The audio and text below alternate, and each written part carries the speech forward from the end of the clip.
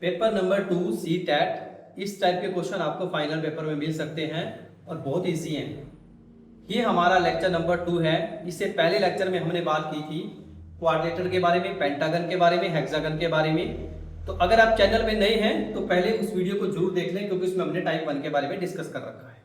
ये हमारी रहेगी आज की टाइप नंबर 2।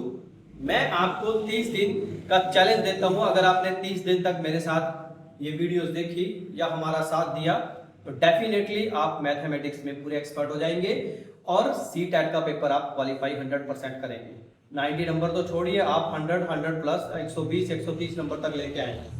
बस आपका जो मेन सब्जेक्ट है मैथमेटिक्स है आपके पास या साइंस है, वो आपका मजबूत होना चाहिए। और जो दूसरे बच्चे हैं सोशल साइंस वाले, उनके लिए भी बहुत बढ़िया है, क्योंकि उनके पास भी 30 नंबर का पेपर तो आना ही आना है मैथ का। ठीक है ना। तो ये चीजें काफी ज्यादा इंपॉर्टेंट रहती हैं, आपने इन चीजों पे ध्यान देना है सभी स्टूडेंट्स से।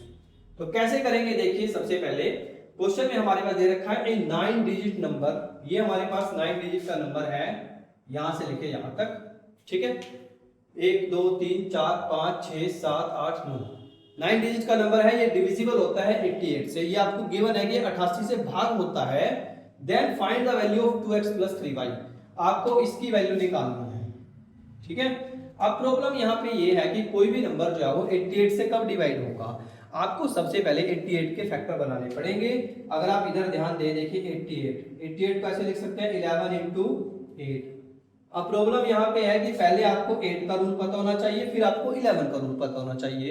अब 8 को कोई भी नंबर कब डिवाइड करेगा, यानी कि 8 से कोई भी नंबर कब डिवाइड होगा, जब उसके लास्ट के तीनों डिजिट, लास्ट के 3 डिजिट अगर 8 पे डिवाइड होंगे तो वो सारा नंबर जो है वो 8 से डिवाइड हो जाएगा।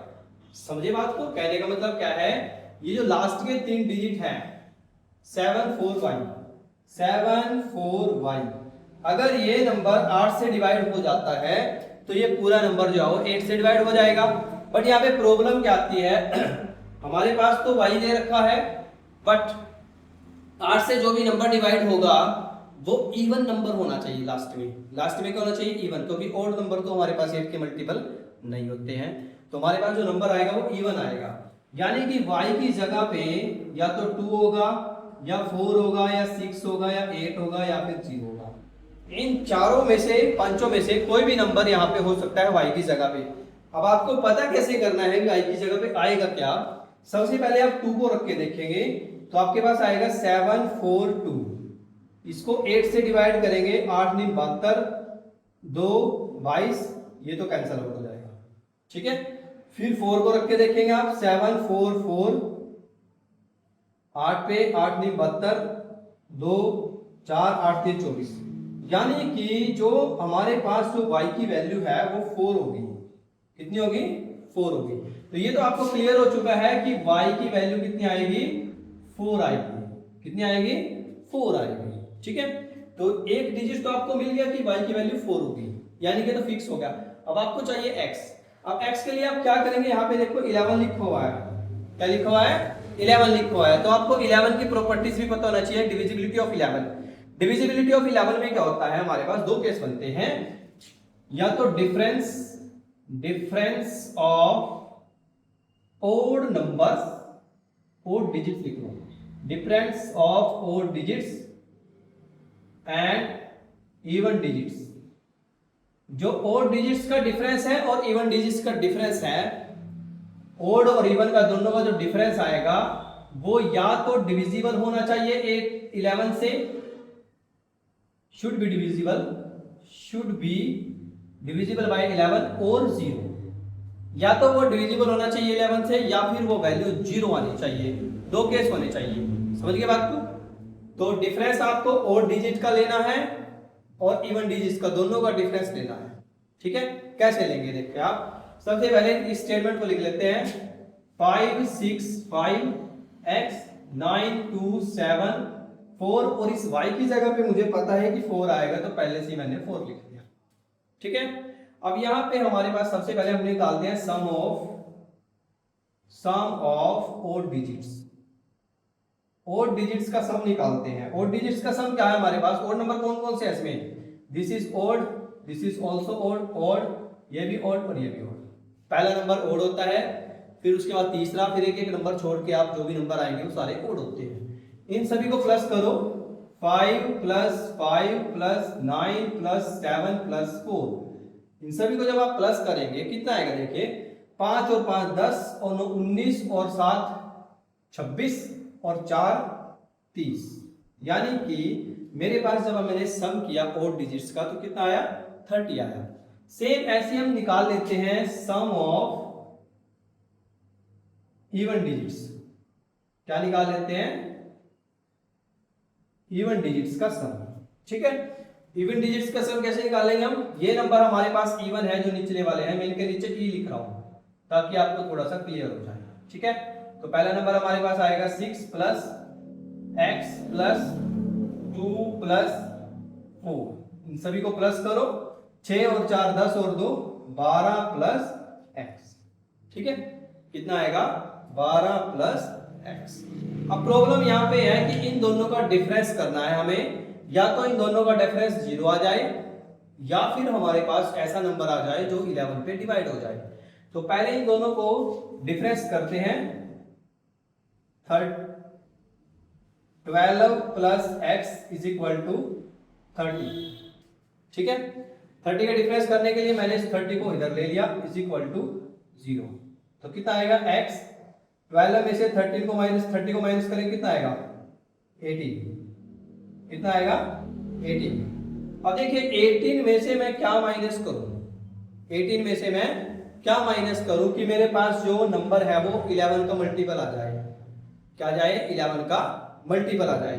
तो हम इसमें से क्या माइनस करेंगे भाई, बताओ जल्दी सोच के, कि x माइनस 18 मेरे पास नंबर आया, दोनों का डिफरेंस मैंने निकाला, इसमें से इसको माइनस किया, sum of even numbers even digits minus sum of odd digits, दोनों को मैंने माइनस किया तो मेरे पास आया x minus 18 is equal to 0। तो x की वैल्यू कितनी आ जाएगी यहाँ से, 18। बट प्रॉब्लम यहाँ पे है कि x तो हमारे पास सिंगल डिजिट नंबर है, x हमारे पास क्या है, सिंगल डिजिट नंबर है। तो मुझे यहाँ पे सिंगल डिजिट नंबर ही लिखना पड़ेगा। सिंगल डिजिट नंबर यहाँ पे क्या आ सकता है, देखो यहाँ पे हमारे पास आया था 30। ठीक है, कितना आया था यहाँ पे, 30। अगर मैं यहाँ पे देखो, इधर सुनो, अगर मैं इसको ऐसे लिख लूं 30 इज इक्वल टू 12 प्लस, मैं यहाँ पे x की जगह पे अगर 18 रखूंगा तो 30 आ जाएगा पूरा का पूरा। बट मुझे x की वैल्यू सिंगल डिजिट चाहिए, कितनी चाहिए, सिंगल डिजिट चाहिए। अगर डबल डिजिट का होता फिर मैं लिख लेता, बट यहाँ पे सिंगल डिजिट पूछी गई है तो सिंगल डिजिट में आप 18 नहीं लिख सकते, 18 दो डिजिट का नंबर होता है। तो 18 में से हम क्या माइनस करेंगे, वो 11 से डिवाइड हो जाए, 7। कितना माइनस करेंगे, 7। और उस 7 को अगर आप यहाँ भी रखेंगे तो आपके पास आएगा, देखिए 30 इक्वल टू 12 और 7 19, 19 को इसमें से माइनस करेंगे तो आपके पास फाइनल आंसर कितना आएगा, 11। तो वही चीज मैंने आपको स्टार्टिंग में बताई थी कि या तो नंबर डिवाइजिबल होना चाहिए 11 से या फिर नंबर आना चाहिए 0। ठीक है, तो अब आपके पास क्लियर हो चुका है कि यहाँ पे जो नंबर आएगा वो कितना आना चाहिए भाई, 7 आना चाहिए। कितना आना चाहिए, 7 आना चाहिए। तो आपको सारे नंबर मिल गए, देखो x की वैल्यू आपको मिल गई, x की वैल्यू कितनी आई हमारे पास, 7। ये वैसे ही निकाल के दिखाया था आपको मैंने। ठीक है, और y की वैल्यू कितनी आई हमारे पास, 4। आपको फाइंड आउट करना था ये, आपको क्या फाइंड आउट करना था, ये वाली वैल्यू 2x प्लस 3y। तो आपने क्या किया, 2x प्लस 3y यानी कि 3 इंटू 4, 7 2 जा 14, 4 3 जा 12, 14 और 12 26, यानी ये आपका ऑप्शन नंबर सी आ जाएगा, या ऑप्शन नंबर 3 आ जाएगा। ठीक है, इस तरह के क्वेश्चन फाइनल पेपर में बहुत बार आते हैं क्योंकि ये क्वेश्चन लेंथी होते हैं। टीचर कभी भी आपको इस टाइप का क्वेश्चन नहीं देगा जिसमें आपको डायरेक्ट आंसर मिल जाएगा। ध्यान रखिए इस चीज को, इसमें आपको स्पीड बनानी पड़ेगी। ठीक है, ये तो मैंने आपको छोटा छोटा करके एक्सप्लेन किया, आप ये सारा थोड़ी लिखने बैठेंगे वहां, आप तो सीधा शॉर्टकट लगाएंगे, इन नंबर को प्लस करेंगे और इनको प्लस करेंगे, उसमें सिर्फ 15 से 20 सेकंड लगेंगे मुश्किल से, और दोनों को बराबर रखेंगे और कंडीशन लगाएंगे, आंसर आ जाएगा। ठीक है ना, क्योंकि आपके पास फाइनल पेपर में 1 मिनट से ज्यादा का टाइम नहीं होता है, 1 से 1.5 मिनट आप लगा सकते हैं किसी क्वेश्चन पे। ठीक है ना, बट मैं आपको फिर भी कहूंगा कि आप इन क्वेश्चंस की प्रैक्टिस कीजिए। डिविजिबिलिटी बाय 11, डिविजिबिलिटी बाय 3 बहुत बार पेपर में आते हैं, डिविजिबिलिटी बाय 9 तो 3 के जैसा ही है, बिल्कुल सेम। डिविजिबिलिटी बाय 11 जो हम अक्सर भूल जाते हैं, क्योंकि इसमें यहाँ पे सम ऑफ ओड डिजिट्स और सम ऑफ इवन डिजिट्स का डिफरेंस निकालना होता है। ठीक है, बाकी तो काफी इजी रहेगा, बिल्कुल आसान है, कर लोगे। तो आज का लेक्चर आपको कैसा लगा? आज हमारी थी टाइप नंबर 2। मिलते हैं एक और नई वीडियो के साथ, तब तक के लिए पढ़ाई करते रहिए और CTET में आपके नंबर फाइनल पेपर में 100% अच्छे आएंगे। ठीक है, पढ़ाई करते रहिए। All the very best.